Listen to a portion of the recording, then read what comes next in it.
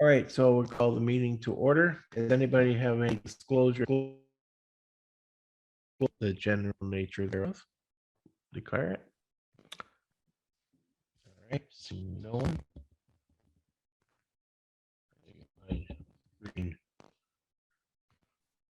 All right, that's better. All right, adoption of the previous minutes. Everybody's ready, I hope. Sorry, Peter, those should say November 2nd. It still reads October 5th. Oh, So I'll fantastic. change it. November 2nd. I read it, but I didn't see that. All right, November 2nd. Okay. Anybody want to make a motion to adopt? Roger, then seconder Lori. Any discussion or changes, omissions? Seeing none. All in favor? Okay. I guess Peg and it says just two. Yeah, thank you, Peg. See you there. All right. We have a guest and it's Zach Gribble. So we're gonna, I hope I pronounced that right. The executive director is Destination Stratford. So Zach. Oh, there you are. Okay. Welcome. And I'll let you go over. Thank you. Thank you for this opportunity to present this exciting project to everyone here. I hope that you've seen the plans that were submitted. As the next stage of this is getting feedback from this group and incorporating that into our design and procurement process. So it probably makes sense for me to try to share my screen here if I can. Let's see here.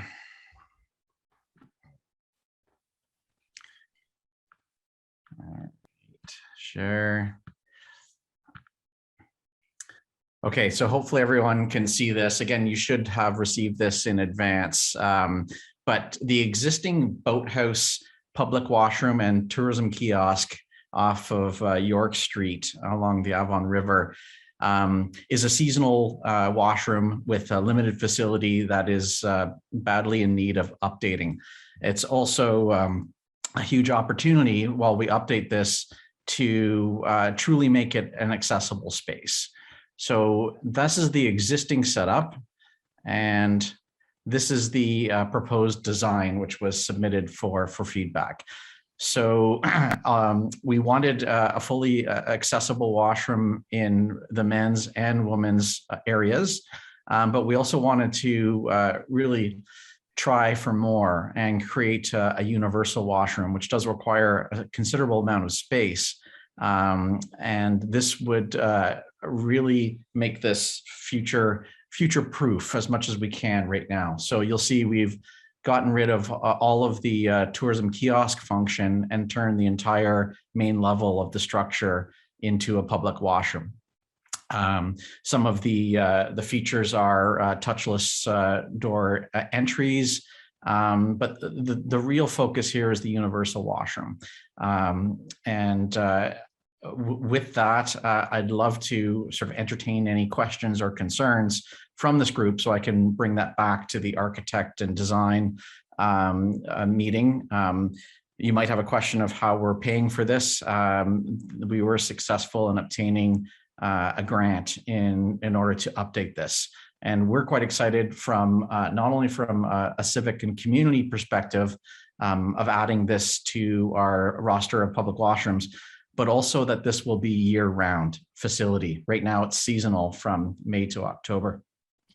And that we are really lacking in public washrooms in general, but especially accessible public washrooms that are open 12 months a year.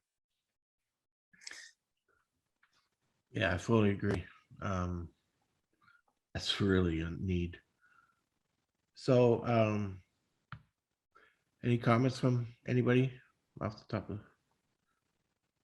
We didn't have a, Roger, we didn't have a discussion over this, did we?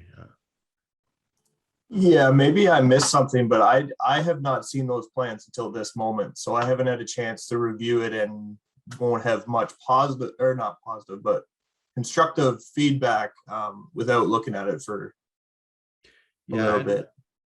I didn't get anything either. That's the first time I thought maybe I lost this email or something.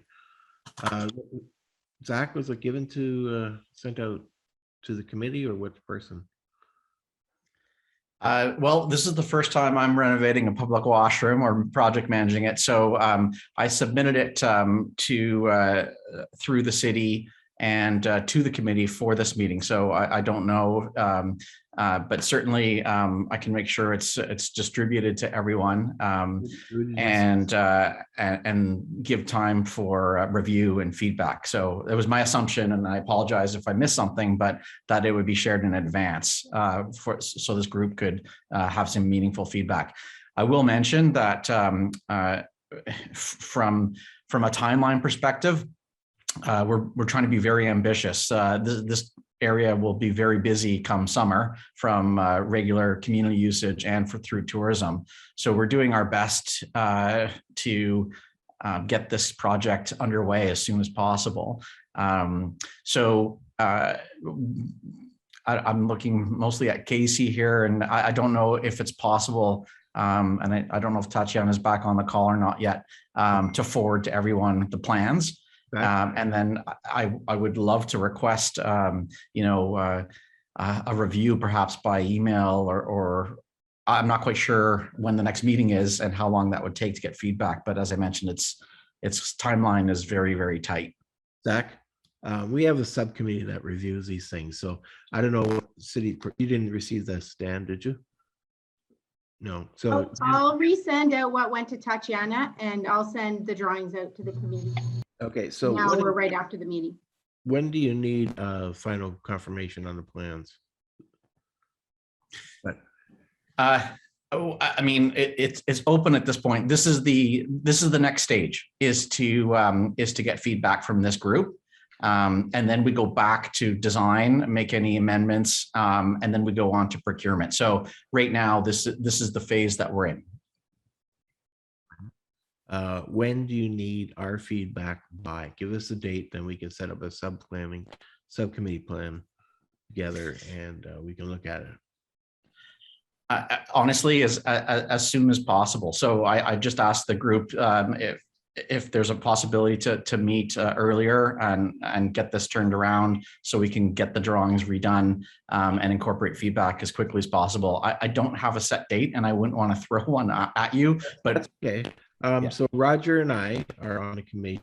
Judy is, but she's having trouble getting on.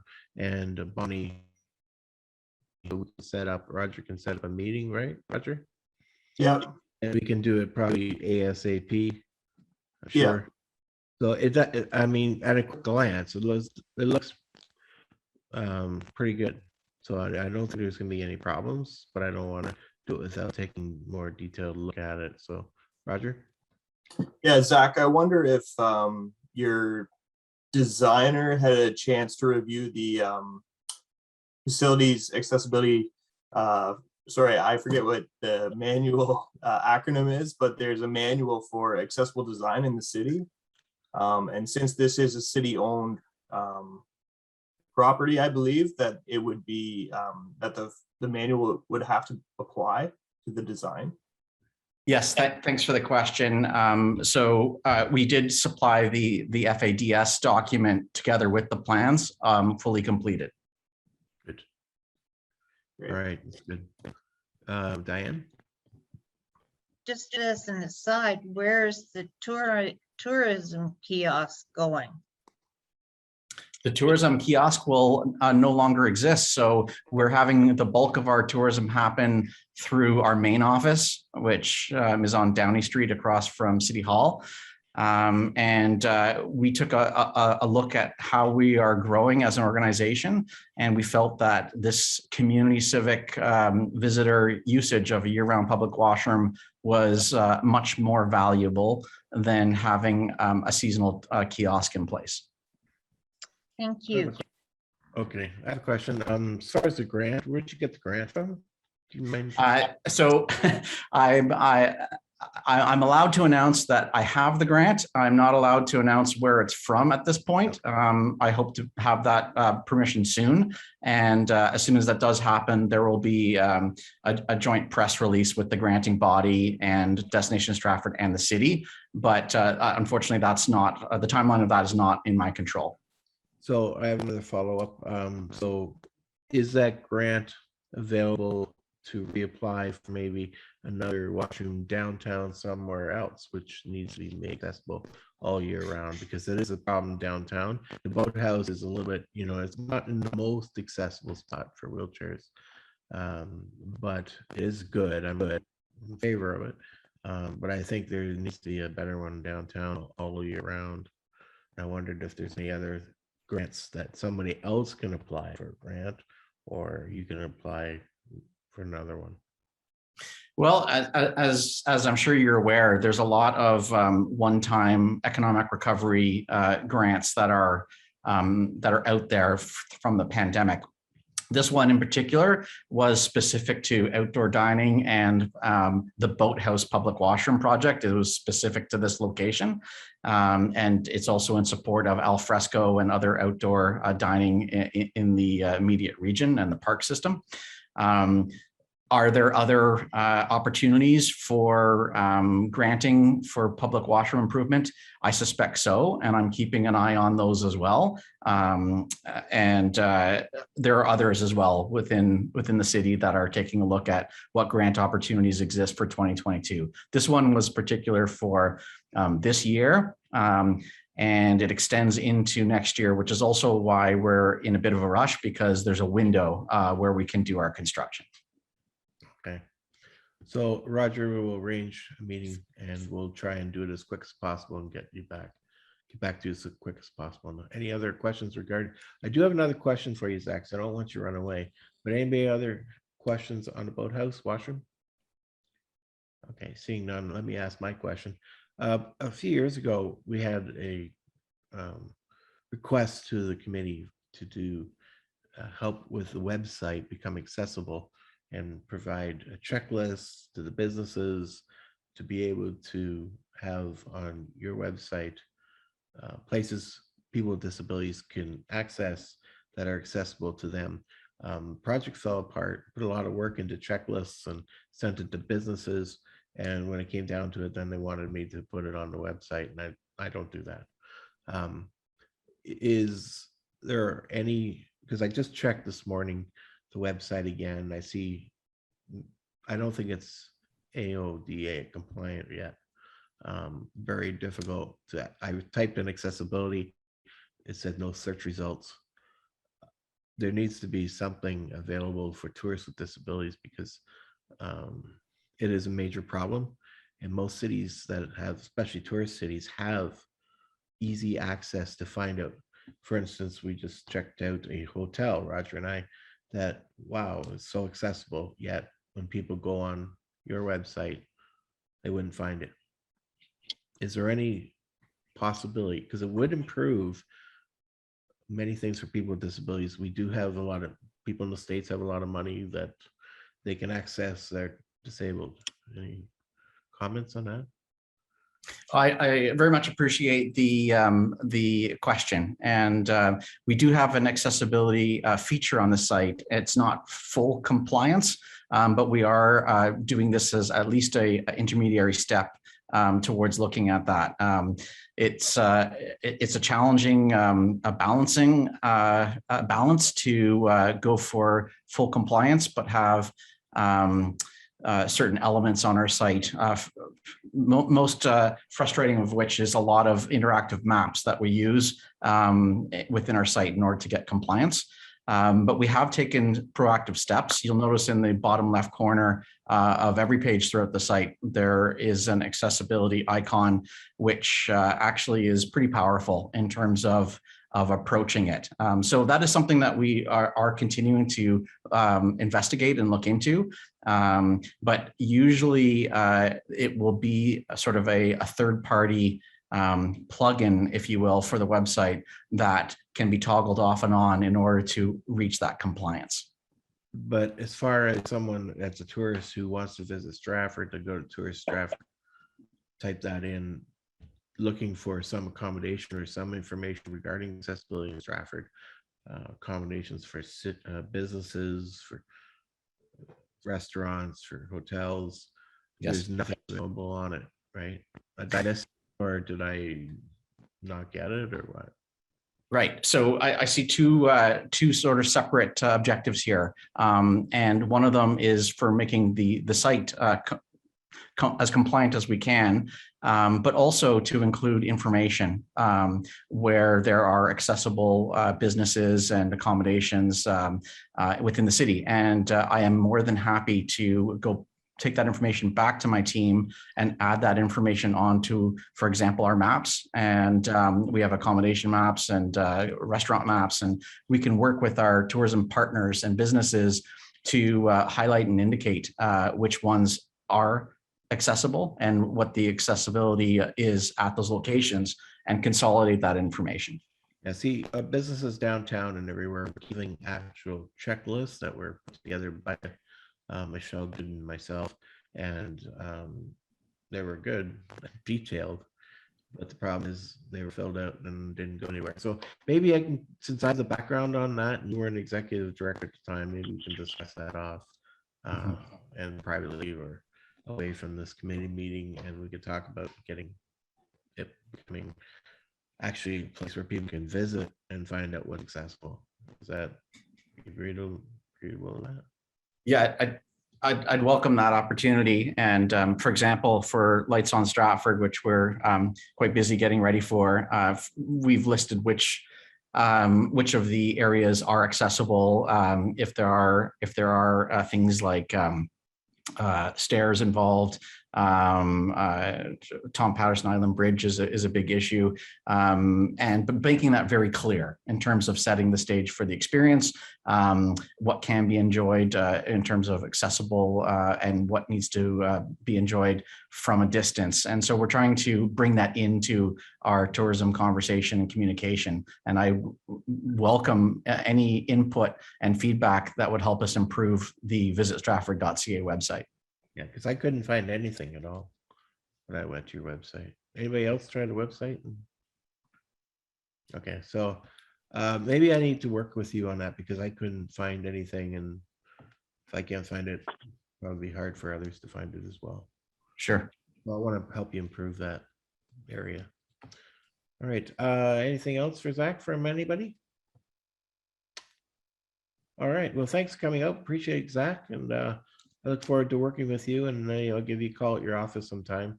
I know you're probably going through a busy time right now, so I'm not expecting to do any huge amount of work, as I'm busy too. So, but I look forward to it, and thank you everyone for listening to me, and really excited to add some more accessible infrastructure to the city through this project. Terrific. Thank you. Appreciate it. Okay. So we now have infrastructure is Dan. Did he just disappear? No, I'm here. Oh, Okay, there you are, but I can't. Oh, there you are. You switched corners. Okay. that's where I often hide. Yeah. So I'll go over my notes from last meeting. Obviously, the accessible spot on Lakeside Drive did not get done, so it will be on April's list for 2022. The second point, Redford Crescent is essentially done. There's just some minor restoration that needs to happen, but it's complete. Third point is Queen Street. That there is no change there. That's an ongoing construction project and will go on until next year. The TJ Dolan project is essentially complete as well, but there is some final restorations that can only happen in the spring. There's no update on the CNR. And Wellington Street again will be looked at in the spring of 2022, as will the curb crossing at the Tom Patterson Theater. That we just ran out of time for that. So, And I believe the last discussion point we had was about curb cuts on private property. And again,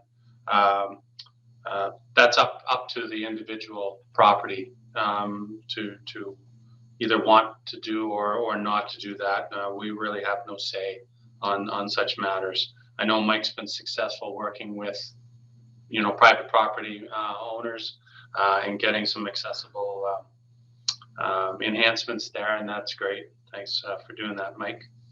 But really, it's out of our jurisdiction as to what we can ask Zares or somebody else to do. So there is no change there. So the last point I just wanted to bring up was the key to access. We've been lucky enough to have that trial program, and they actually extended the trial program for another year because of the pandemic. But we've been notified that the time is running out for the free use of that program. I'm just wondering if there has been any feedback from the committee as to anyone who's had success with it or any involvement with it. Has it been a good thing, a bad thing? We're not sure because we're trying to source out whether or not we want to keep this program going, because if not, then we'll have to take the equipment away and it'll be recycled to another community. So I just wanted to get some feedback from the committee. Well, I know I was given one of those by Julia when she was on, and for the wheelchair use, see if it works for them. For me, it's a pain to take it out my keychain every time I go to a crosswalk. So I think it's more specifically for those who are blind or visually impaired. Mm-hmm.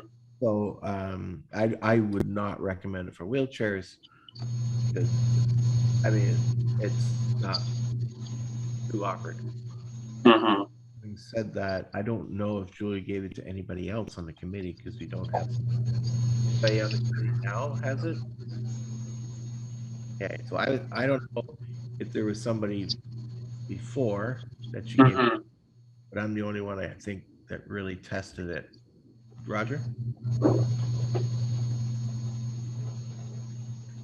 Sorry, I missed the first part about what you said, Dan, the key to access or something. I'm not familiar with what that is.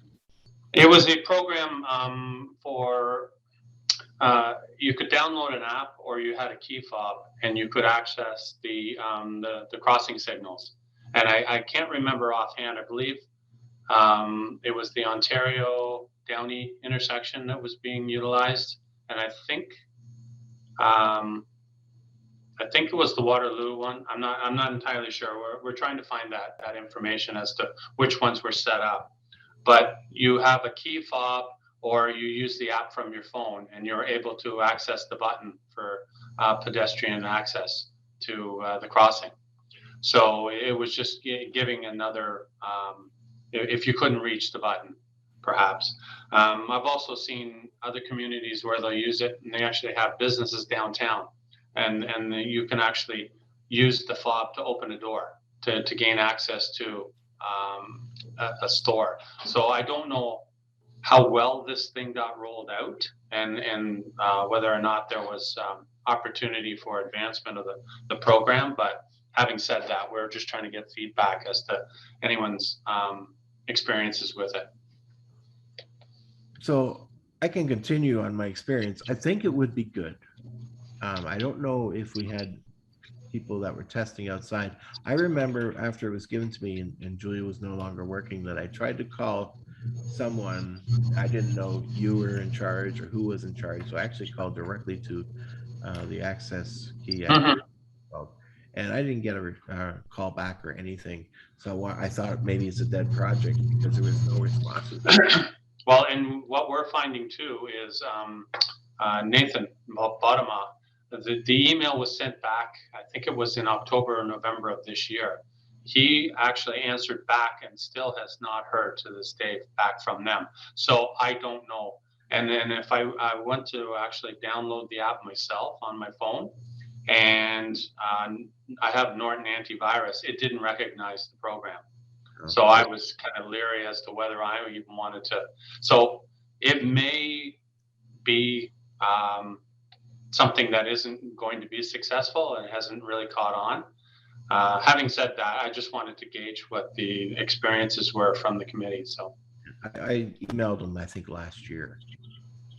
So it's Mhm. I got no response either. So okay. it could be a problem. I think it's a good idea Mhm. for those who are blind. So unfortunately, if it's not properly, it's going to fail. So Yeah. Okay. Well, that's fine. And what I'll do is I'll keep the committee involved as to what we're doing, where we're going to go with this.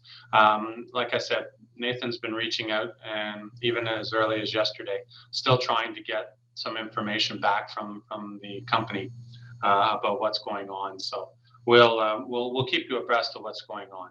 right, because I'd like to know what's going on with it because I still have it. Still on the keychain. Well, I think I took it off now, but Okay. okay, good. All right. So that's all I have as updates for infrastructure and development. So is there anything else from the committee? I have one more question. Mhm. Stratford, I know one of my PSWs was in Redford. So you addressed before about the pathway to the park, Mhm. and is that you might have said it, but I can't remember it was, and I didn't want to dig up into the minutes to find it. You said it's on hold. I think we were going to provide asphalt to property line. Community services was going to take the ball from there and run with it. And I don't know where that stands. Okay, so I have to call David St. Louis. Or maybe Mike knows. I don't know. Mike, do you know?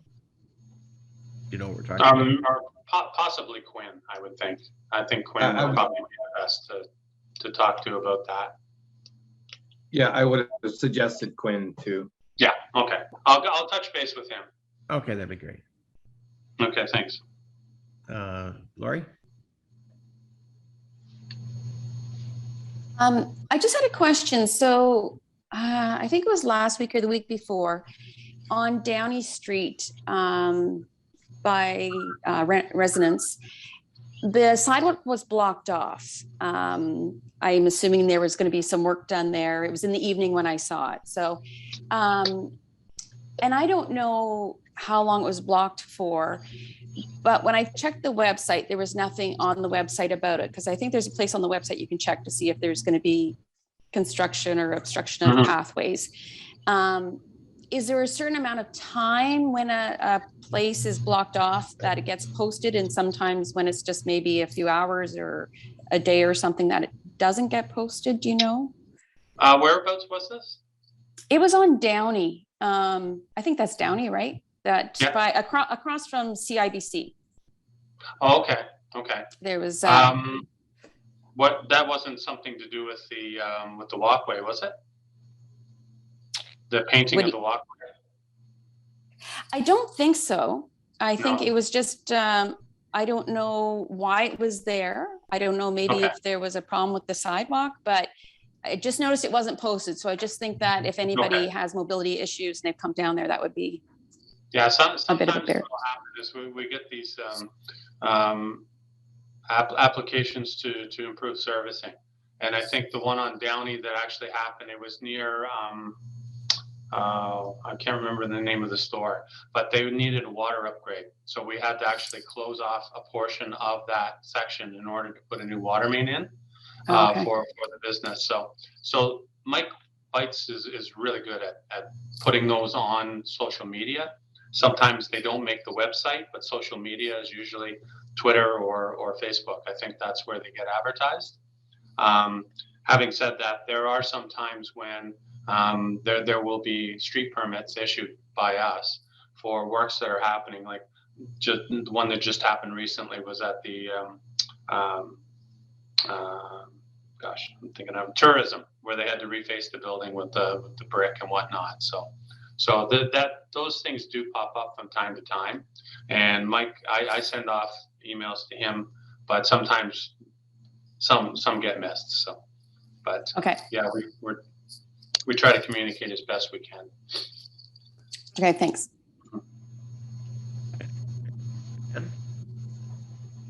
Okay. Okay.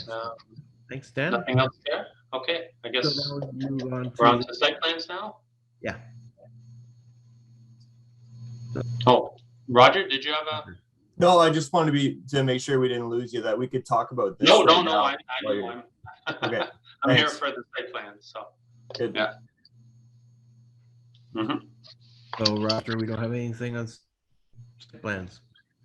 I can talk about the site plan. So we reviewed, I tried to find in my email which one it was, but we reviewed a property on McCarthy Street, I guess. Yeah, 500 McCarthy Road. Oh, Yeah. And then we also,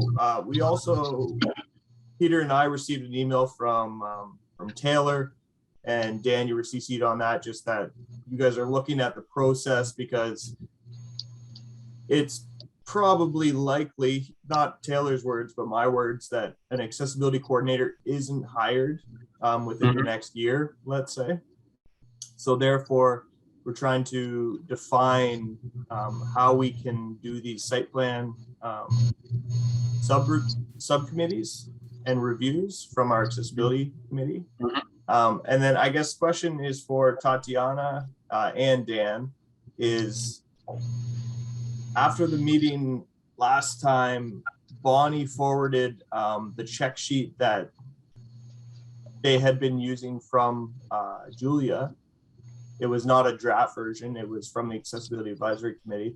So I guess the question is, do we want to start using that one? Do we want to use the one that Tatiana provided? I think the information is fairly similar, but just to help us kind of like get these site plan reviews going and make it consistent and also efficient.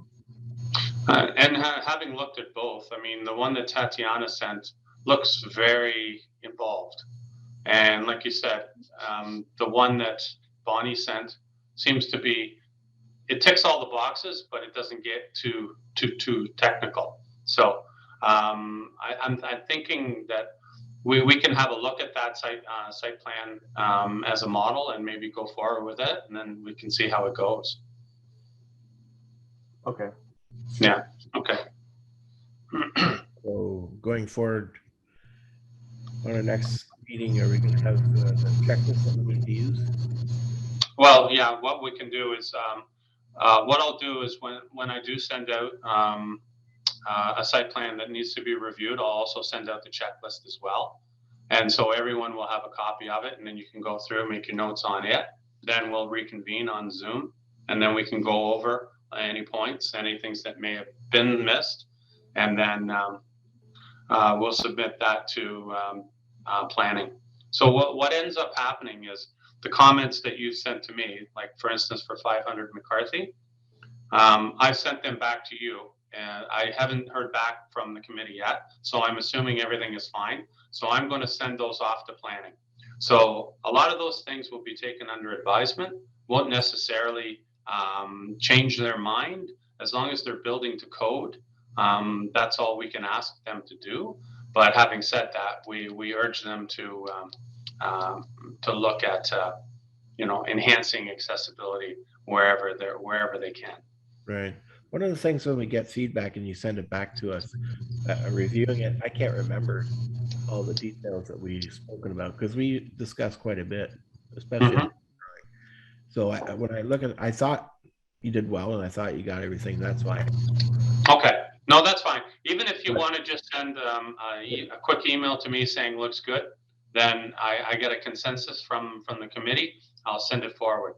But at the same time, I don't remember everything. When Alyssa are going to try and draft something to encourage, more accessible consideration when designs are being made.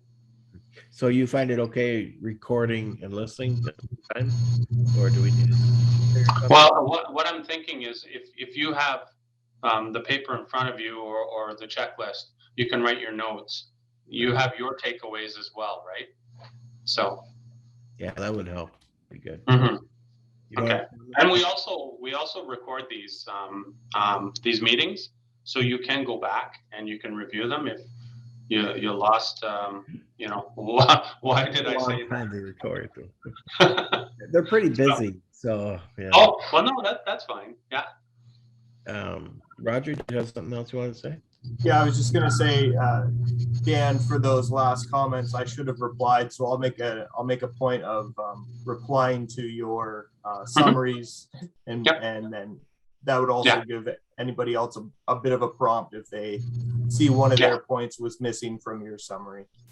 Yeah, because that usually happens. Someone will say, "Oh, by the way, you forgot this," and then everyone usually tags in.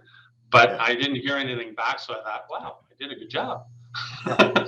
Do you want us to reply and say everything's okay? I guess that would help probably because It actually it helps close the loop for me, so that people have seen. So Roger and Peter, I know Bonnie's not here today, and then Judy, if you could all just send a quick okay, then I'll release them, and then we'll move on to the next one.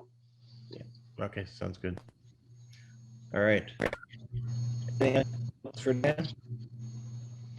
Hmm? I just ask anything else for Dan. Oh. No. Well, it's good. No. Thank you, Dan. All right. Good. Okay. Well, Merry Christmas, everyone, and a Happy New Year, and we'll see you in January. All right, good. Bye. See you later. Okay, I didn't introduce our next guest. This is Mike Mosley, transit manager. And Mike, welcome. And you're on. All right, appreciate it. And thanks for inviting me. My internet's a little choppy for some reason, so if I kind of go away for a second, I'll kind of repeat if somebody missed something. So, but basically, I'm just going to report on, I had my annual accessibility transit information meeting, which we did a few weeks ago on November 17th. It's something transit agencies are legislated through the AODA to at least have a minimum of one meeting annually. And these meetings are to discuss, accessibility enhancements, or what's been done, what's in the future, some of the things we have to deal with presently to kind of get back up the spec on things that were maybe created 20, 25, 30 years ago throughout the system. Most of those are bus stop and bus shelters, which I did address at the meeting. Basically for transit, there's really been nothing new legislated through the AODA since about 2017, 2016. So pretty much my report goes through it's pretty much the same thing as far as what needs to be looked at, what I'm going to do for the future. One of the real cool things that I brought forward during the presentation was the OPTA group, which I'm a part of. OPTA is the Ontario Public Transit Association, are coming out with a really awesome campaign on accessibility starting in the new year. And it's called Enabling Change. And it was, I got a sneak peek, and I gave people who attended the meeting a sneak peek of what some of the content will be. The content will be displayed in bus shelters. They'll be displayed on my electronic media screens, which I also talked about as far as some of the new technology. And we're going to launch it Ontario-wide come January, February. It's going to be a huge campaign based on those with accessibility needs and how to use transit and how everyone kind of interacts with each other. So there's some exciting marketing campaigns coming down with numerous slides that I'll be presenting come the new year. And that's across Ontario. That's not just Stratford. Stratford might have got a sneak peek a few weeks ago of what the content's going to look like, but it's very impressive in the OPTA group. Really became front and center as far as starting to launch this campaign come the new year. So really looking forward to that. Other things we talked about, of course, bus shelters. I try to do, 12, 13, maybe 14 bus shelters a year. I always go to where the fit, the bigger 5x10s with a large concrete pad. I also mentioned that starting next year, as well as putting new shelters in, I'm going to start revisiting the 35-ish old bus shelters that we have. They're the 4x8 design with not a, some of them don't really have the accessible concrete pads that they should have. They might be facing the wrong direction. They might not be attached to anything as far as a sidewalk. So I'm going to start going forward, starting next year. I'm going to start putting in new installations and start looking at replacing the old ones to the bigger shelters and a better concrete pad. Some of the concrete pads aren't in the greatest shape, but they're 25, 30-year-old shelters. So that's some of the things I'm going to be working on next year when I go out to tender for new bus shelters. Right now, we've got about close to 60 bus shelters now in the city. We, like I said, we increased by about 13, 14 shelters every year. Like Dan had mentioned before, some of the shelters I've actually put on private property only because there was no room between the sidewalk and the roadway to put a shelter. But I always get no concerns from property owners when I'm putting a bus shelter. I did about 5 of them this year. I did Stackpool, Canada has a shelter. Foodland on Downey that was on their property. I replaced the one at Zares, which turned out really nice because the old one I wasn't accessible in my mind at all. So we got that one all fixed up. Only because sometimes you can't fit a bus shelter on municipal grounds, only because of room. So, but the property owners are very accommodating when it comes to transit. So I'm very, very happy about that. The other thing I talked about is new buses. I have 2 new buses, 40-foot conventionals coming early next year. That's all part of the funding through ISIP. I also have a new mobility bus coming early next year. The conventional buses are the usual Nova buses. We try to keep the same type of units all the time. Going forward, of course, the push now is about electrification. I'm on a couple different committees through OPTA, through CUDA being the Canadian Urban Transit Association, as far as how the procurement for electric buses or BEBs or ZEBs are going to kind of come into play. Because most of you probably know they're not cheap at this point, although they're starting to come down. But it's not just the buses that are expensive, it's all the infrastructure that, charging stations and a charging station in the garage to charge them overnight, and an overhead charging quick charge station that would be at the terminal for the bus would have to sit under for 10 minutes, let's say, to get another 4 hours charge out of it. There's a lot involved as far as, a feasibility study, as far as there's a lot of shareholders, stakeholders involved in this as far as making something like this work. So we're in the beginning stages of, as a group in the province, trying to figure out the best approach and talk to vendors and start to get more details. But first will come a feasibility study. We just want to make sure it's something that can be used. And I'm pretty confident electric bus will be here in the near future. So other than that, that was pretty much the meeting. I think it was well received. Had a couple of good questions, and like I said, next year we'll plan on another November meeting again to go through or update some topics or talk about new and nice shiny things in the future, perhaps. Yeah, I apologize. I wasn't able to make it and I missed it. This is the first time in a number of years I missed it, actually. Was anybody attended? What kind of attendance did you get, Mike? Yeah, I know Roger was there. Councilor Henderson was there. There was a few others. Probably, I think at the most I saw a dozen about that tuned in. It kind of fluctuated from, sometimes it'd be a little more, sometimes it was a little less, kind of depending how, you know me, I like to chat, so.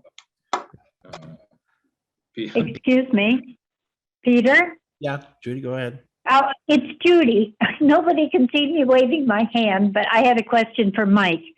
Did you say that there was another mobility bus coming? I missed that part. Yes, I got another new one coming, should be here probably spring next year. That'll replace Okay. another one of the ones. Okay, now, is there going to be that interior step like the last one you got? Yes, there will That be. extra, oh, that's Yeah, same- disappointing. Yeah, that's just That's- how they're designed, and you get more room out of it. And I already got the decals made up for Watch Your Step too, so I got a whole bunch sitting here. So. Yeah, but it's still, it's so sudden, like you get to the top and then you have to, it's kind of perpendicular to the stairs going into the bus. It's not easily seen, regardless of what you've, like the yellow strip and everything. I just think it's a really bad design for an accessible bus.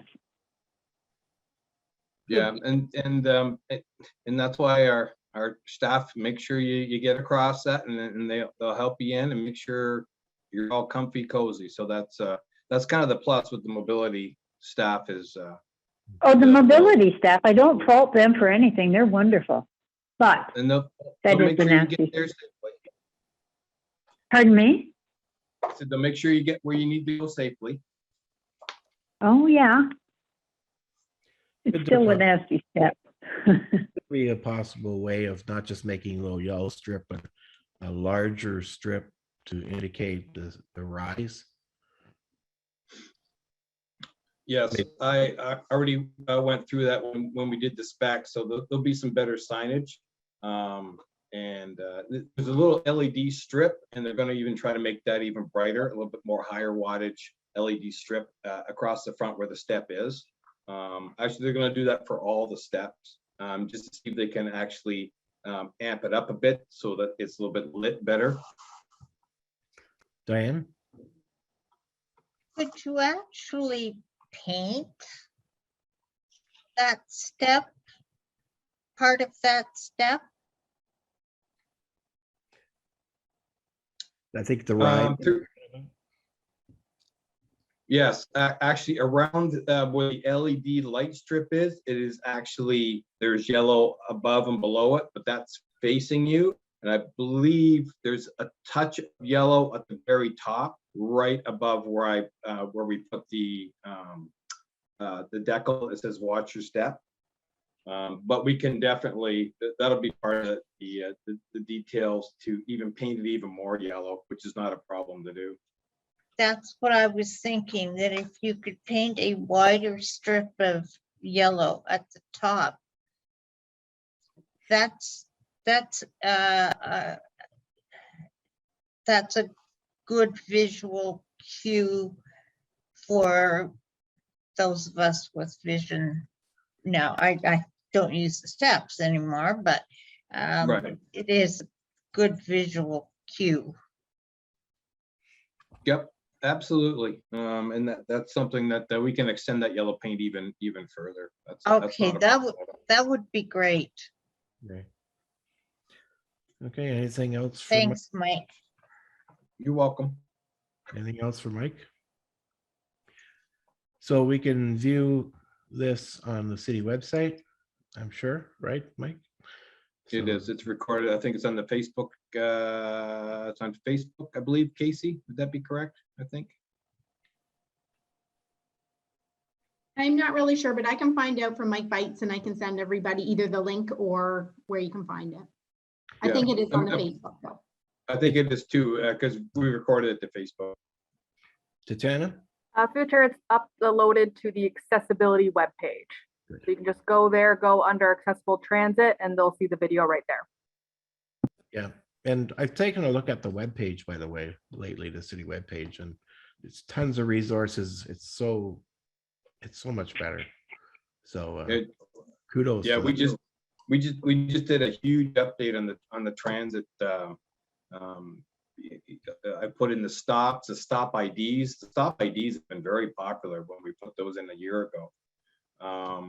We've totally redone the whole transit webpage, made it more flowing, more information. I'd be surprised if you had a question about transit and couldn't find it there. I mean, obviously call me, but we loaded up with all kinds of stuff. It's more accessible. It's I'm really happy with how staff worked on this. It turned out really nice. Yeah, it's very good. So I take a look at the city website itself, and the transit area is very good too. So really appreciate that, Mike. Did a good job. And so any other questions?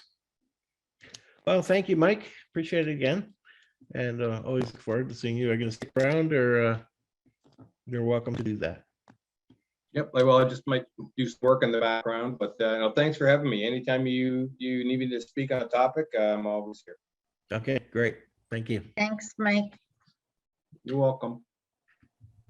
Okay, we haven't got anything about parking, so no one has any parking issues. I don't imagine, since none was noted. So, and Bonnie's not here for any report on council. So business arising from minutes and the FADM, which we need a different acronym, but manual. Tatiana, do you have any updates on the project? So through chair, no, I do not at this time. As I'm sure you're aware, staff are extremely busy at this moment working on budget and other related projects. So I don't really have a timeline for moving this project forward yet. Hopefully I'll have something more in the new year. Okay, thanks a lot. Stick around. I know the housing subcommittee has a thing, and Diane has a motion that she told me she'd like to present. Would you like to discuss that motion? And Okay. First off, we need to thank Judy very, very much, because she proposed the motion. And Judy, I was supposed to call you Friday night and I got sick, and then it went out of my mind until this morning, and I knew Peter was going to be talking to you. So I apologize for not getting back to you, but we owe this to Judy. The housing subcommittee, it was just Lori, Jeff, and myself, and we had to reword this a bit. So I would like to bring forward this motion that the AAC requests City Council to investigate the provision of incremental tax deferrals for new developments, which include accessible units in accordance with City of Stratford's accessibility design manual. okay, so that's a motion she wants to bring forward. Do we have someone? We're going to discuss it, but we have a 1, 2. I don't like 2. I have a motion acceptable. Thank you, Lori. So he is seconder. Peg. Okay, discussion. Yes, Roger. This was sort of to replicate the effort that I forget what community it was, maybe Oshawa or something was doing. Yes. Yeah. Okay. So I remember that conversation. I think that's a great idea. Okay, good. Anybody else? Okay. So we all in favor of the motion? Judy, you put up your hand there or not? My hand's waving. Judy's hand's waving. Okay, all in favor, so motion's passed. Very good. There you go, Diane. Judy, good work. It's one of And those. Lori, Oh yeah, Lori. Sorry, Lori. Didn't mean to. yes. Yes, Lori's integral to this too. Yeah. Actually, I thought it was Diane's motion. I thought I was seconding it, but that's fine. Whatever. Well, it was my motion. It was my confusion. I drew a blank because my mind was somewhere else, and it was first and second motion. So it was me, my fault. Bad sharing. Bad. All right. Good. So we got it through. Okay, good. So Roger, annual accessibility award. Yeah, thanks, Peter. So you guys should have all received by email the summary of Peter. Myself and Peter visited the Bruce Hotel on last Wednesday. And I believe, Casey, correct me if I'm wrong, but they were the only nominee. So in a landslide victory, I think they're probably going to take it. But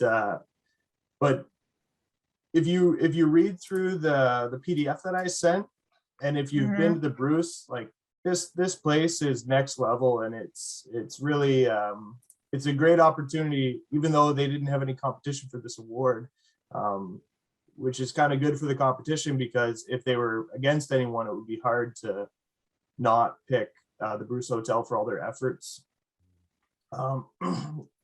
Yeah, Diane.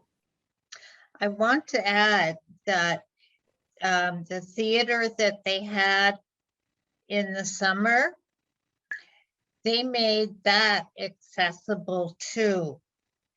So I was really impressed with that.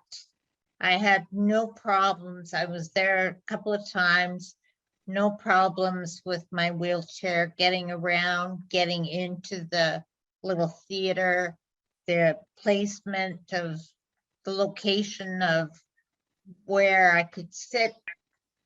It was great. Great, that's great to hear. Yeah, we could see they like made a hard surface platform where the tent went, I guess. Yes. And they were saying that if they were going to make it more permanent, like if they're going to do it, they're going to replace that bridge that goes over. There's like a drainage stone underneath. Yes. They're going to replace that bridge with a more accessible bridge. And then if they end up redoing the path, then they're going to make it even more accessible to get over to that Wow. tent area. That's great, but I Yeah. had no problem. Good. Yeah. So hopefully those that are interested read through the notes that we had and flipped through the pictures. And the first point of my observation is that there are no specific accessible rooms at this hotel, that all 25 rooms have accessible features in their designs, which, like, this is the world that we want to live in. Like, Yeah. So Yeah, I can very talk. pleased to have a chance to hear and allow them to show us everything that they offer our community. I used to have to travel a lot. I don't anymore, but I've seen a lot of hotels and high-end hotels. I've never seen anything like this. It was one that literally, there might be one that's slightly more accessible but they're all accessible, and I've never experienced that. The washrooms are huge, all rolling showers. They're not just accessible where you throw in a bench. They're huge. Everything's big. It's, and that's one of the things that I was talking about tourists, Stratford tourism, is that it'd be nice if that was posted so that someone coming to Stratford knows where to go, because that is one that can accommodate a lot of people with disabilities, and it's really, really good. So it's like Roger said, it's one that deserves the award, not just getting it because they're the only one. Hopefully they'll be able to use that in promotions and advertising as well. Right. That's what I was wondering, if the Destination Stratford website even puts on their AAC award for accessibility. Yeah, that's a good idea. Point. Yeah, we can do that, Tatiana, right? or Casey, or which one of you? I Anyone? believe there is information on the website. I was just going to double check it. I didn't see anything personally, but I went quickly over the website. Anyways, it should be on the Stratford Tourism. Yeah, I have to get my door for a second. Sorry. Yeah.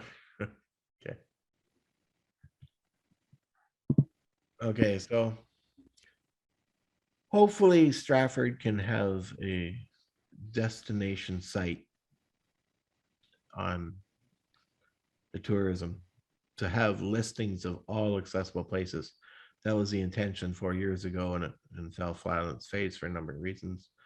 And it really, if you even try and Google or try and find accessible accommodation in Stratford, it is so difficult, and we need to get that on board as soon as we can.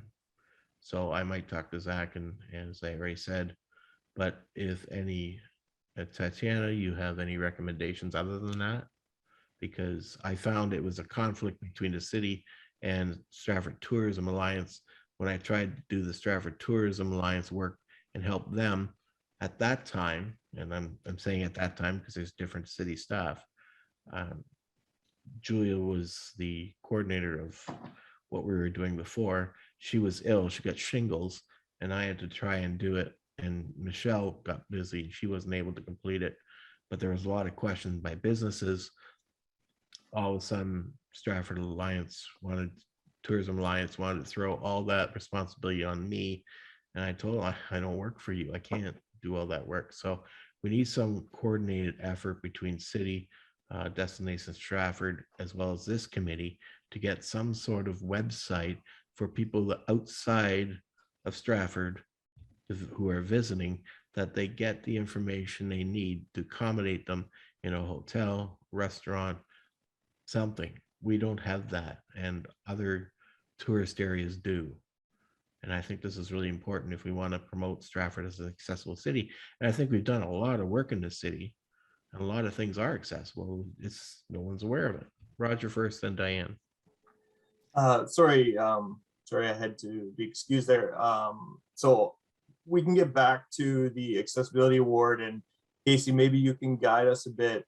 So we would need to make a motion. So I can make that motion. Yep. So I'd like to, or sorry, Diane, do you have something to say? No, No? I was just going to second your motion. Okay. So my motion is that the Bruce Hotel receives the 2021 Accessibility Award from our committee. I'm the firster. Roger motion, Diane already seconded. All in favor? Passed. Okay. Great. And then, yeah, Casey. The only next step will be I will print off the certificate and send it up to the mayor's office to get signed. And then we usually have it framed. So I'm not sure if you want to have it framed and drop it off to them. We would have to pass a motion to spend the money for somebody to buy a frame. That would be the only expense, I think. Okay. And I have bought a frame before for one of these awards, so I can do that again. So to spend, like to make a motion to spend money on a frame for the accessibility award, upwards of $50. okay, is that reasonable? For Roger makes a motion, seconder. Diane, I think you put it. Oh, Sure, yeah. okay. Sorry, Laurie. She put up her hand before. In favor? Carried. Yeah, And then, Peter, I don't know what you talked to them about after I left, whether you revealed to them that they were the only nominee or not, but I'd like a little bit of guidance what you guys did last year. So how are we going to present this virtually through the regular council meeting? Diane, you were there, right? Yes, I presented it last year, and we were sent out a link, and we were on the agenda, and we were very early on the agenda, and whoever from the Bruce is going to accept it will also have that link, And it's just a telephone link. It's not a Zoom link. And you just make a little presentation and ask them their response or how they feel about receiving the award. And they'll say something very nice, and that's it. Was there, Pictures are taken. Okay, Yes, pictures are taken afterwards. Last year, a dance studio won, and oh, who was it from the city came down and took the picture, and it was then publicized. It was on the city website, I believe. okay. So did you go there before or after the meeting To to go present? No, you present by telephone. Okay, You but then don't when, actually hand them the certificate at the meeting because we could only join by telephone. okay, Tatiana? Yes, through the chair, if I could. So what will happen is once this meeting is done, the clerk's office staff will reach out to probably Roger about presenting at the December 13th meeting. We'll keep the awards. Maybe we'll get you the award, Roger. So during the session, you'll present it. And if you want to hold it up, that'd be great. We'll have the Bruce accept it during the meeting. And then following, we set up a meeting with the Bruce, members of the AAC, and then our corporate communications lead to take a photo. So at that point, you could give the award officially to the Bruce, and then that will be the photo opportunity. okay, great. What And is then it? Peter and I, we also mentioned about, we'll invite Galen from the Beacon Herald to that communication opportunity as well, so that there will be an article about it in the Beacon in addition to the city correspondence. Right. Okay. Is that it? All good? All right. Thank you guys for doing that. Okay.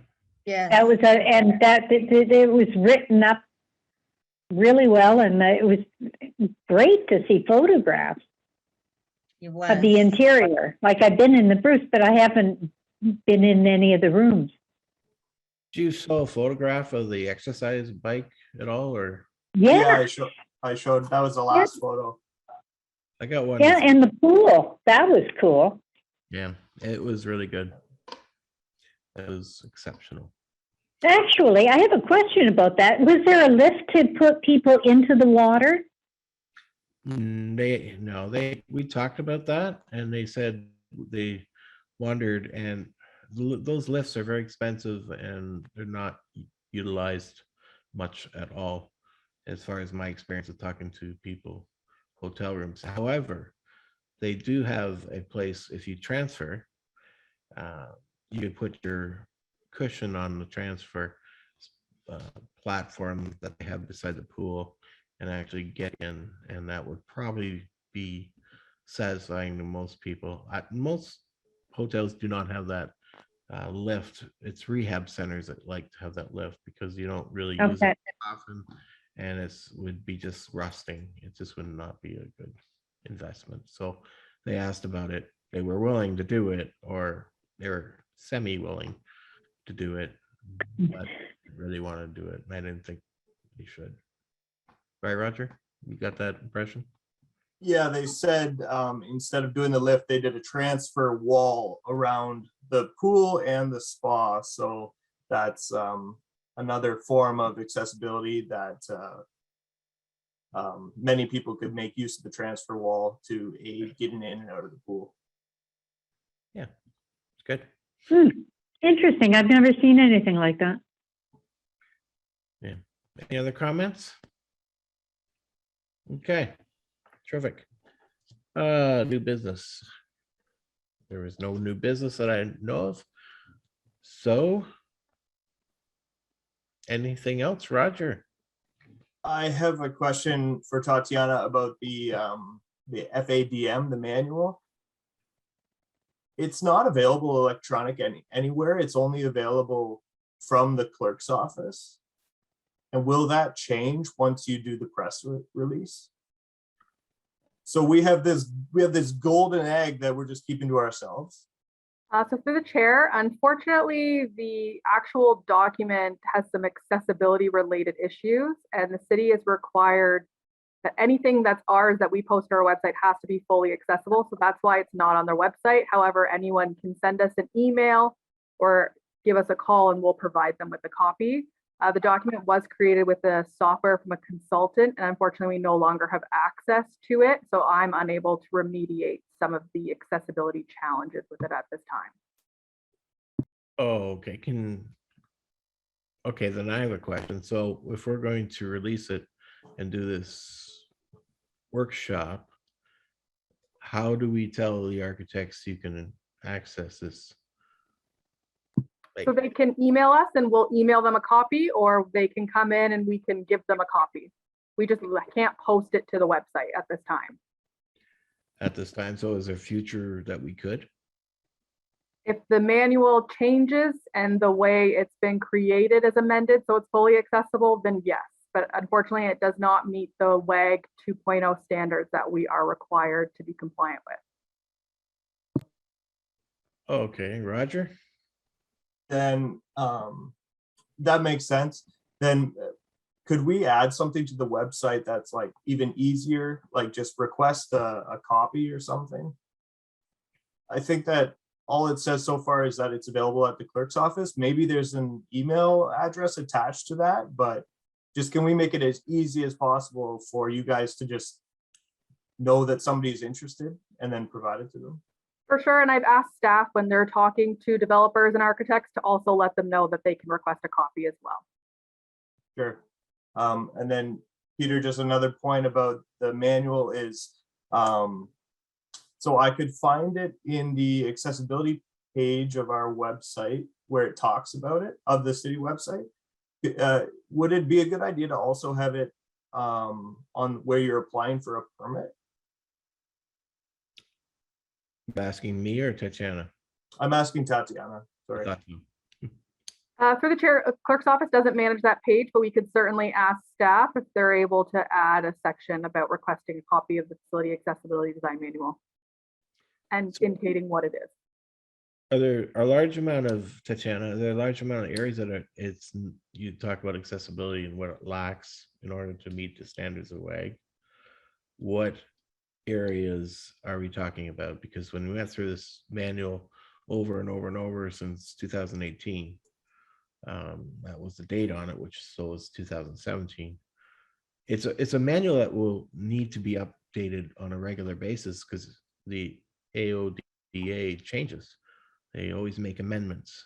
So if we do a recommendation for accessibility guidelines, not regulations, why is it a problem? I'm a little confused on that. So for the chair, the WAG 2.0 sets out guidelines for how PDF documents are to be created so that they're accessible. And a lot of it has to do with like the back end document of it. So proper tagging and headings and whatnot. Because of the way the document was created with a lot of images and just the general structure, at this time, we can't make it accessible so that it's compliant with that standard. And the Ministry for Seniors and Accessibility requires that starting January 1st of this year and extending back to 2012, any document that was created by or for the city and is on our website needs to be fully accessible. So we do still have some items on our website that aren't accessible, one of them being agendas. We are trying to figure out how to remediate them, but my standpoint has been not to add anything further to the website that's not accessible, but we still offer it available via email, or someone can come in, they can give us a call, we can mail them a copy. So we do make it available, it's just not physically on the website. With respect to amendments, I'm going to be honest, I have no idea how we're going to amend this document in the future. Again, we don't have the ability to amend the graphics at this time. This was originally an IDS project, so I would need to look to them to see how their plan would be going forward if there were sections that needed to be amended. I can amend simple things like wording and some general numbers, but the actual image and the structure of the document, I don't have the ability to do so. Oh, boy, that's too bad. Yeah. Accessibility kills accessibility. That's what it Yeah. feels. Unfortunately, yes. And although we knew the restriction was coming, and unfortunately, it's not a requirement for private businesses. And even for them, a lot of the time, they don't have the ability to make things fully accessible. So it takes a lot of back and forth now. And we often have to educate them on the standards and what we're looking for. And again, it's a struggle between accessibility and transparency as well, because I would love to put it on the website and say, portions of this document may not be fully accessible. If you require an alternate format, please give us a call, because then we can really work with the person to figure out what format they need the document in. But from my discussions with the ministry, that's no longer the standard. The standard is it needs to be accessible. That's disappointing. Yeah. Anyways, well, thanks, Tatiana. I appreciate it. I empathize with you. Every time we get regulations by governments, it's always caused complications to what we want to do. I don't know if there's any other recommendations we could have in order to get this out there, because clearly it's needed. We've seen a number of housing develops itself, and I know it's not for housing specifically, but it sure does help developers and architects. And as the drawings continue to flow into the planning subcommittee, we continue to see errors and mistakes due to lack of information. We don't believe they do it purposely. So what can we do? Just got a couple of minutes. What can we do to move forward a little more on the document without bogging you down, because you're working with the budget? What can the committee do to maybe get the word out there before all these housing developments, which are going up like crazy, and the plans are being done, they're submitted to us. Diane's motion is a good example of what we need to do, but then they need the information in their hands in order to get the architects. And we're looking to workshop probably in 2022, maybe late in 2022, the way it's going, right? So through the chair, I have reached out to staff. I do know there are developers and architects in the city who've already reached out and have obtained a copy. So I am trying to encourage staff that when they're starting initial conversations with developers, just to mention, did you know we have a facility accessibility design manual? Would you like a copy? Here's what it is. This is what it does. I definitely think if this committee wants to be more active, you could definitely start thinking about the 2022 events, National Accessibility Week, and maybe start coming up with some social media campaigns or information. We're always happy to take that information and distribute it. Maybe we start an accessibility spotlight monthly and we pick a topic, and maybe the first one is the facility accessibility design manual. Again, just gets it back out there that we have this manual, this is what it does, and this is how you can obtain a copy. All of these like little things right now can really kind of get it out. And then I had asked staff to reach out to SABA, the Stratford Area Builders Association, again, so one of the main groups in the city, at least to get them familiar with it as well. So those are sort of the things that we've been looking at. I've been asking people to do. Definitely take Roger's suggestion about enhancing the section on the accessibility pages and seeing where else it could be. So maybe it's on building and planning pages. Yeah, I just, Diane, just a second, I have a comment. I have spoken probably 10, 12 years ago when the 2004 document was done to the Home Builders Association. And it was well attended. It was at the Queen's. And one of those things, that's what we need to do. We need to get the word out to those people. And that's good. And the other part, too, of the question I have also is that you say we have to get it out on social media, but social media is so many ways to get that out, but people are isolated usually in their own platform. How do we, in these particular times and days, I'm an old man, I'm not crazy about social media, I like picking up a newspaper. How do we get that word out with focusing on the people we need to focus? So through the chair, that is honestly one of the $1 million questions that I think if I could answer, I would make a lot of money in the municipal world. So sorry, when I say social media, so we will put things in the town crier, which is paper. We have 2 distributions, one on Thursday, one on Saturday. So we can add it there. We'll add it to our website, Facebook, Twitter. I've also been using more radio ads. I've been finding that's been reaching a lot more people on a number of issues. And then I see Mike Mosley has left, but with the screens on the transit bus, I've been trying to make use of that system more just because, again, I think that's another medium. We're a bit limited on the information we can provide on the slide because the screen's only so big. But even just kind of getting it out there that we have this manual sometimes sparks an interest in someone and they give us a call for more information. But I'm always open to suggestions on how to reach the person that doesn't have Facebook, doesn't have the paper, doesn't listen to the radio, isn't able to come downtown because often we post things on our community boards as well. So again, open to any and all suggestions you may have. Diane, and then Peg. Can we be proactive and Let's see, Peg. send it to all the developers and architects in the city? So through the chair, sorry, Casey, did we lose quorum? Hopefully not. Peg is gone now. Yeah, we probably did. Yeah, Peg we might do. have pressed the wrong button when she was unmuting. She was kind of waving, so I think she said she had to go. Peg So left. there are Or with Judy. 4 of Is it us. still good? 4 of us. Case, you need Yeah. 5. Okay, so we've lost Oh. quorum, unfortunately. So why don't we give it a few minutes? Unfortunately, we can't continue discussing business or moving them along when we lose quorum. I'm here. Yeah, I Yeah, know. so we're at Yeah, 4 we members, know. we need 5. Oh. Fortunately. Well, that kind of puts a damper on it. Hey, non-business question then during this casual break. Was Julia, as the accessibility coordinator, did she count towards quorum? No. No. So staff cannot count towards quorum. Just a question, since I missed the November meeting. The idea of the accessibility coordinator is no longer there. It wasn't ever there, was it? I should clarify what I was speaking about, Diane, was that I had an email from Taylor Krinkaw, I believe his name is. He's the director of public works or infrastructure and development, I think. And he just said that in his email, I should find the exact wording. Don't But- count on it, I think he said. Sorry? I think he said, don't count on it. That's what he said to me. Yeah, like paraphrasing, but he said that if that position is not filled, let's say within the next year, then we would still need to come up with our own method to get the feedback from the Accessibility Advisory Committee on site plans.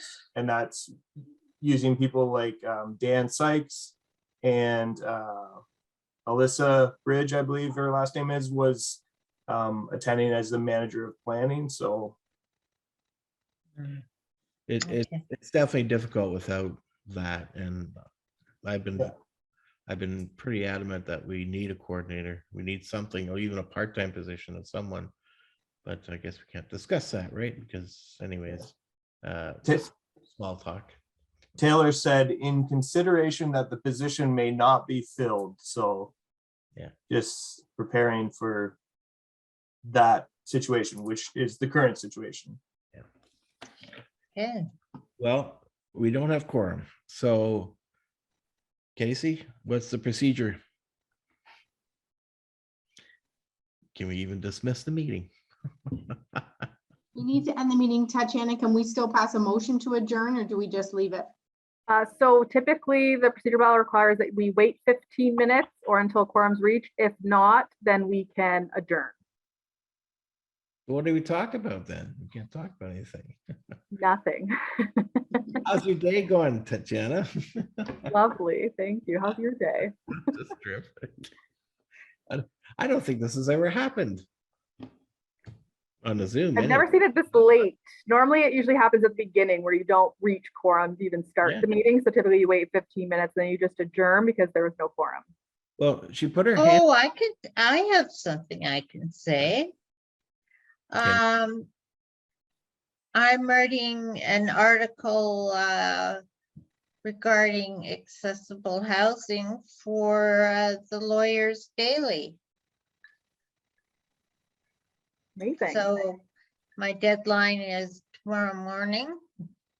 And so hopefully it will be out. Who does that go to, Diane?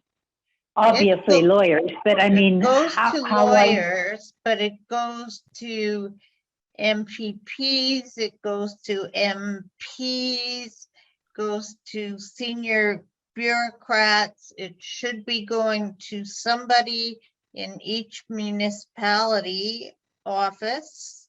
I don't know, Tatiana, somebody in the Stratford office must be getting it. So that it's a pretty broad audience. Good. Yeah.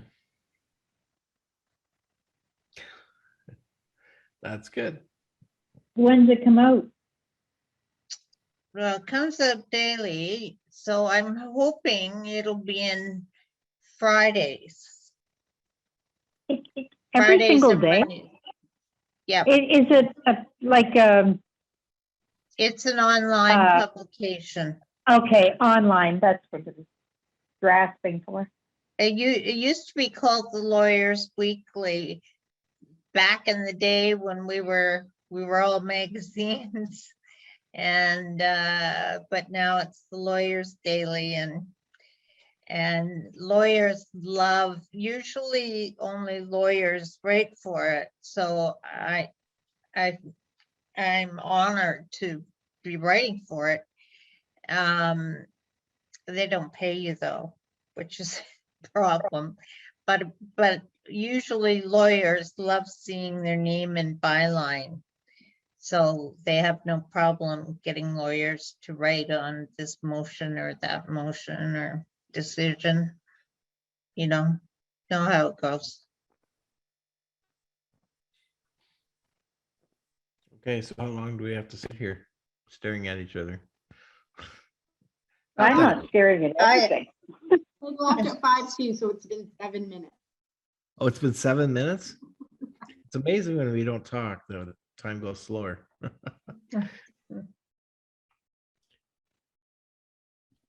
I don't think anybody's coming back, but you still have to wait 15 minutes because I thought Peg was putting up her hand to say she was next for wanted to talk, and then Guess she was saying bye. she was waving. Yes, it's kind of like.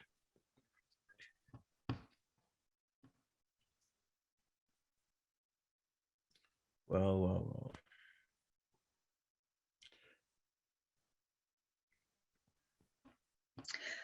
Well, I was listening to CBC this morning, and they were interviewing the head of the science table, and I guess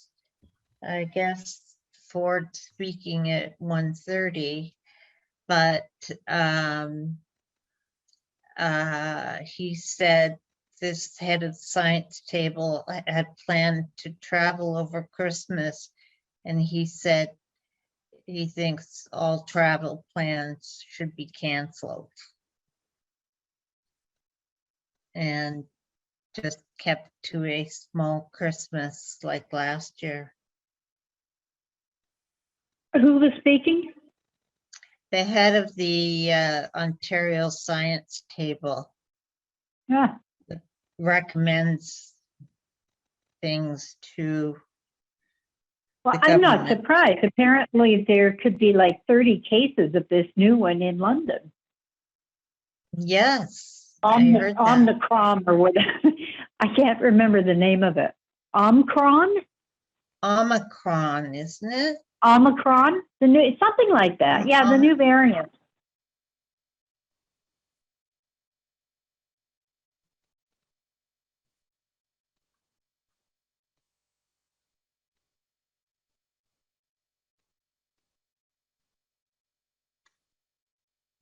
I haven't got my Christmas cards out yet. Have all of No, you? I don't either. Not, I've got them started, but I haven't mailed one. And they I were know. saying if you're sending, yeah, if you're I sending know. parcels, they should be out by this Thursday. Really? This Thursday? That's what I thought I heard on the news this morning. Oh, boy. I know, I've got a whole lot of stuff to get shipped yet.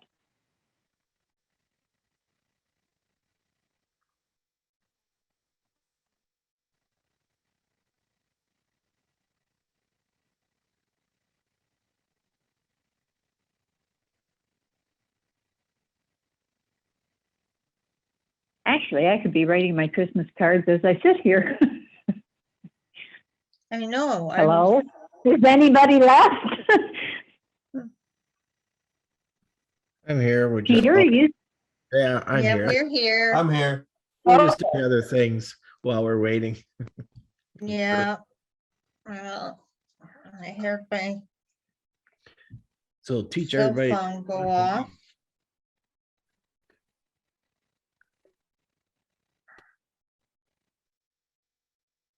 I didn't see when Lori left either, so it just kind of happened pretty quick. We dropped 2 people. Yeah, I didn't see Lori leave either. She didn't wave or anything, so I don't know whether. was Jeff there Casey? today? No. No, I wasn't. Casey, did you hear from Jeff? No, I didn't hear from Jeff one way or the other, if he was or wasn't coming. So no, I didn't hear anything. The memberships are all done and everything, eh? As far as No, it goes to council next Monday. next Monday? Okay. Any new applicants, or can you say? I can't say. Okay. Nice try.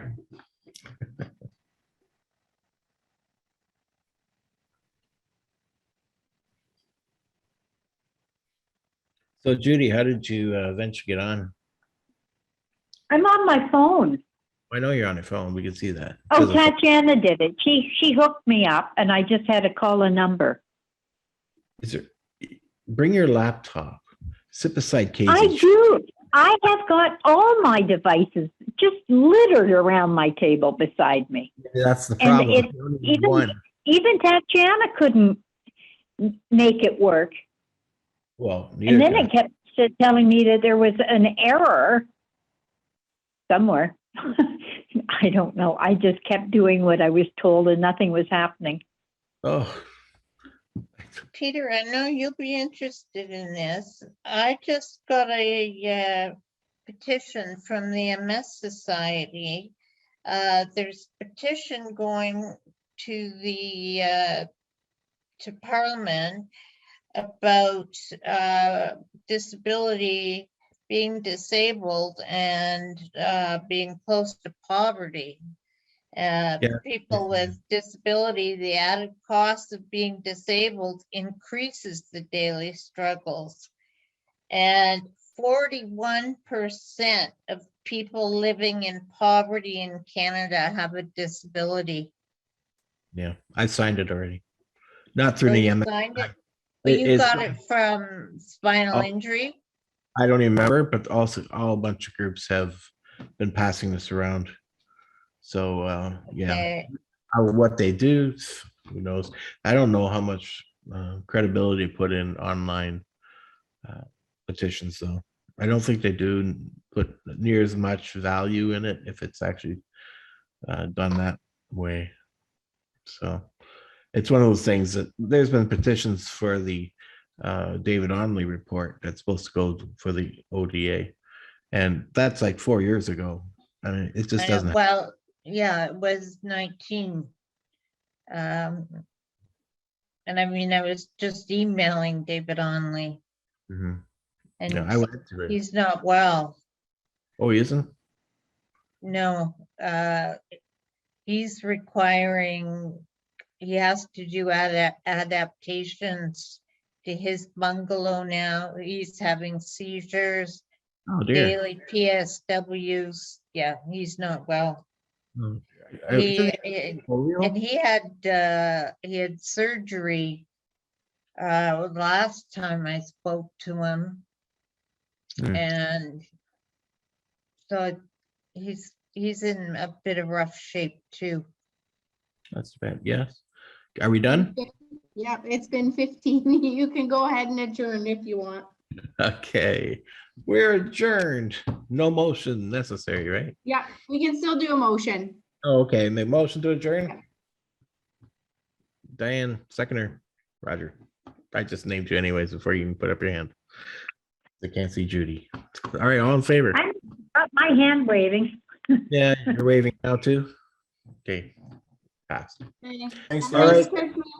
Bye. Merry Christmas. Christmas.